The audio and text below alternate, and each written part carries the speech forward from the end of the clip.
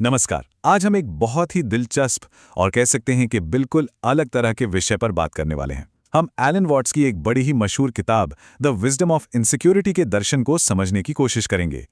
देखिए, आज के दौर में जहां लगभग हर कोई किसी न किसी तनाव या चिंता में जी रहा है, ये किताब हमें जिंदगी को देखने का एक बिल्कुल नया और ताज़ा नजरिया देती है। तो चलिए बिना किसी देरी के इस सफ़र की शुरुआत करते हैं।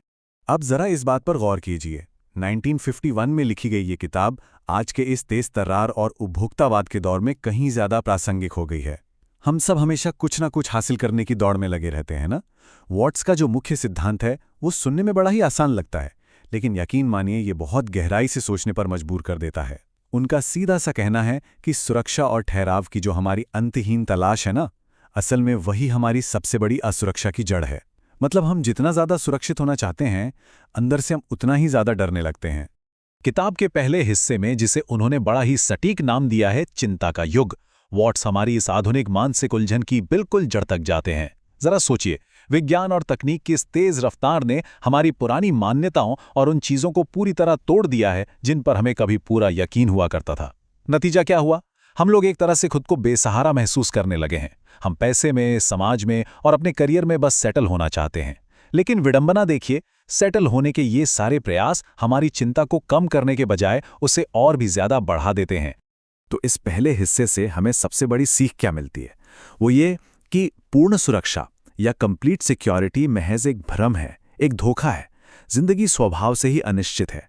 अगर इसे आज के नज़रिए से देखें तो हम दिन भर अपने फ़ोन पर न्यूज़ फीड स्क्रॉल करते रहते हैं, कल क्या होगा इसका अंदाज़ा लगाते रहते हैं, या फिर करियर की सफलताओं को ही ज़िंदगी की स्टेबिलिटी मान बैठते हैं। वॉन्ड्स हमें बड़े ही प्यार से याद दिलाते हैं कि यह दौड़ बिल्कुल अंतहीन है और पूरी तरह खोखली भी। अब इस अनिश्चितता को थोड़ा और गहराई से समझने के लिए वॉट्स अपने अगले हिस्से की तरफ बढ़ते हैं, जिसका नाम है महान धारा।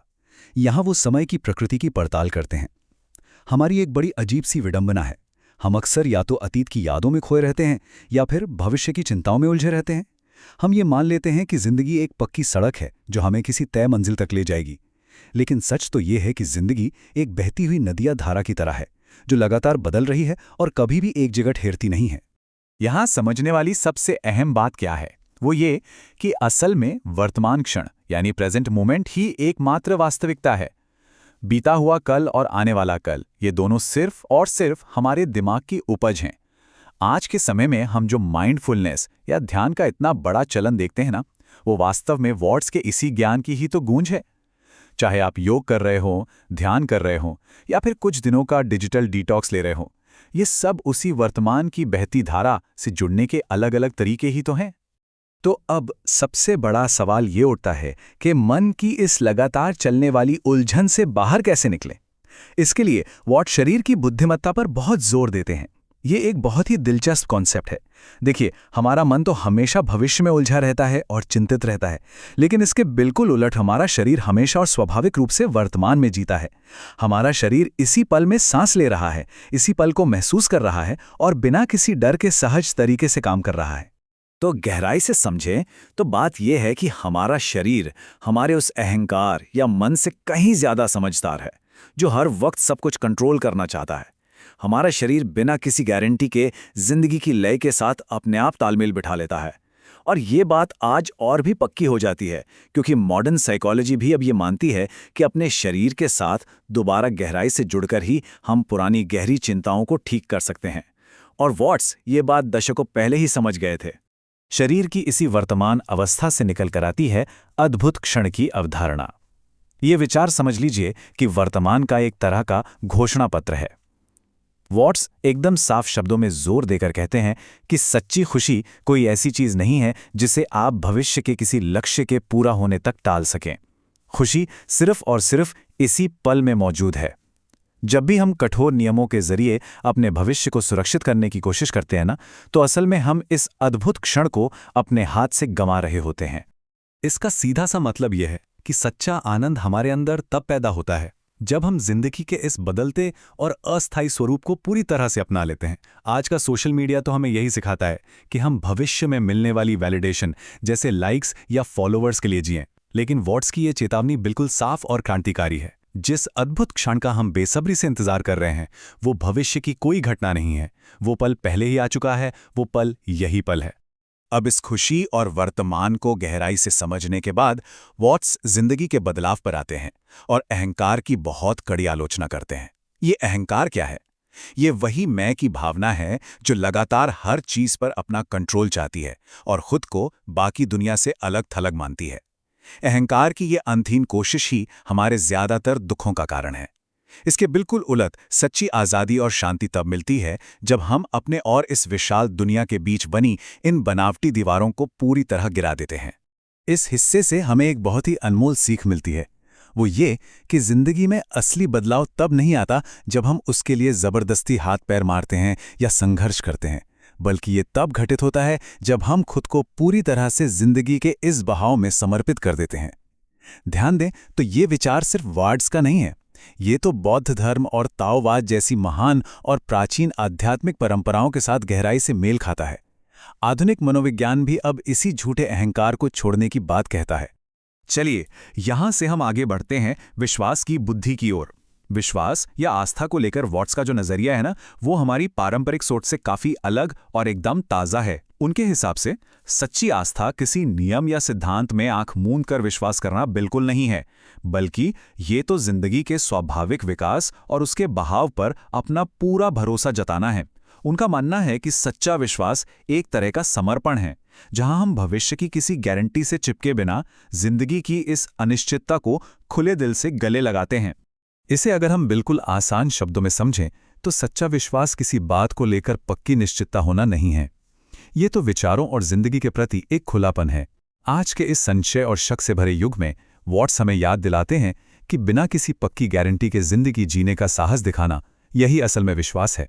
और मजे की बात यह है कि ये विचार हमें डराता नहीं है, बल्कि ये हमें बंधनों से मुक्त करता है और अंदर तक एक गहरी शांति देता है। आस्था के इस खुलेपन के बाद अब बात आती है रचनात्मक नैतिकता की। इस हिस्से में वॉट्स क्या करते हैं? वो समाज के बनाए उन कठोर और फिक्स नैतिक नियमों को सीधे तौर पर चुनौती दे डालते हैं। उनका बहुत ही साफ मानना है कि नैतिकता कोई जड़ या फिक्स चीज नहीं होनी चाहिए, बल्कि इसे रचनात्मक होना चाहिए, जो वर्तमान परिस्थितियों के प्रति पूरी तरह से संवेदनशील हो। इसे सजा या कठोर नियमों के डर पर नहीं टिकना चाहिए, बल्कि इसका आधार प्रेम और आपसी समझ होना चाहिए। इसका बहुत ही गहरा अर्थ है कि सच्ची नैतिकता सिर्फ आंख बंद करके नियमों का पालन करना नहीं है। ये तो हमारे अंदर की जागरूकता और दूसरों के प्रति हमारी करुणा से जुड़ी है। अगर हम आज की दुनिया पर नजर डालें तो पाएंगे कि कठोर हठधर्मिता से ज्यादा हमें सहानुभूति और समझदारी से लिए गए नैतिक फैसलों की जरूरत है ना? असल में यही वो चीज है जो हमें एक बेहतर इंसान बनाती है। और इसी करुणा और रचनात्मक नैतिकता से जन्म लेता है सच्चा प्रेम। इस हिस्से में वॉट्स प्रेम की सच्ची गर्माहट पर बड़ी ही खूबसूरती से बात करते हैं। वो समझाते हैं कि प्रेम किसी पर अपना अधिकार जताना नहीं है और न ही जिंदगी में सुरक्षा पाने का कोई साधन है। प्रेम तो पूरी तरह से एक खुलापन है। ये तब पैदा होता है जब हम दूसरों को बदलने की या उन्हें कंट्रोल करने की कोशिश छोड़ देते हैं और उनकी कमजोरियों और सच्चाई का खुले दिल से सामना करते हैं। अगर इसे गहराई से समझें तो प्रेम सिर्फ तभी पनपता है जब हम ये हकीकत मान लें कि इस दुनिया में कुछ भी स्थायी नहीं है।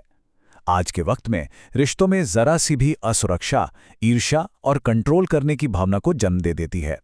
लेकिन यहाँ वॉट्स का नजरिया बिल्कुल उल्टा और वाकई क्रांतिकारी है। वो कहते हैं कि ये असुरक्षा हमारी कोई दुश्मन नहीं है, बल्कि यही वो उपजाऊ जमीन है जिस पर विश्वास और सच्चे प्रेम के बीज पनप सकते हैं। और इस तरह अब हम पहुंचते हैं इस पूरे विश्लेषण के सबसे अहम हिस्से पर, असुरक्षा का ज्ञान। देखा जाए तो ये पूरी किताब और इसका पूरा दर्शन आखिरकार एक ही मुख्य सिद्धांत पर आकर टिक जाता है, और वो सिद्धांत ये है कि असुरक्षा कोई ऐसी बाहरी समस्या नहीं है जिसे किसी फॉर्मूले से हमेशा के लिए सुलझाया जा सके, बल्कि ये तो खुद जिंदगी की एक मूल शर्त है, इसका स्वभाव है।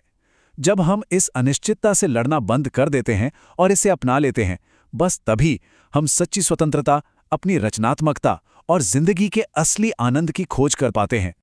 कहने का मतलब ये है कि हमारी सच्ची मुक्ति परिस्थितियों से भागने या सुरक्षित कोने तलाशने में नहीं है, बल्कि वो इसी पल में पूरी तरह मौजूद रहने में है। वॉट्स का ये सदियों पुराना लगने वाला संदेश आज के इस तेज तर्रार माइंडफुलनेस वाले दौर में हमें ये याद दिलाता है कि हमारा मानसिक लचीलापन बदलावों का विरोध करने से नहीं आता। ये ताकत तो तब आती है जब हम उस बदलाव को ही जिंदगी का हिस्सा मानकर उसे पूरी तरह से अपना लेते हैं।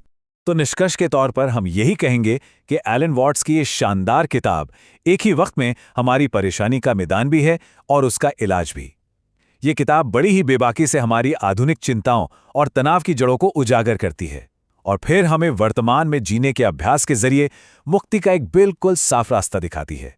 ये हमें बार बार याद दिलाती है कि जिंदगी की असली सुंदरता और उसका रोमांच उसके नश्वर होने और लगातार बदलते रहने में ही तो है। आज के पाठकों के लिए वॉट्स का ये ज्ञान सिर्फ कोई किताबी फिलॉसफी नहीं है। ये इस भटकाव और बेचैनी से भरे दौर में शांति से जीने का एक बहुत ही व्यावहारिक मार्गदर्शक है। उनका आह्वान बिल्कुल सीधा है। ये जो सुरक्षा के पीछे हम अंतहीन रूप से भाग रहे हैं ना, इसे बंद करें और अभी इसी पल में पूरी तरह से जिंदा होने के आनंद को महसूस करें। अंत में ये चर्चा हमें एक बहुत बड़े सवाल के साथ छोड़ जाती है। क्या हम वाकई भविष्य की चिंताओं को छोड़कर इस एक पल को पूरी तरह जीने का साहस जुटा सकते हैं? सोचने वाली बात है।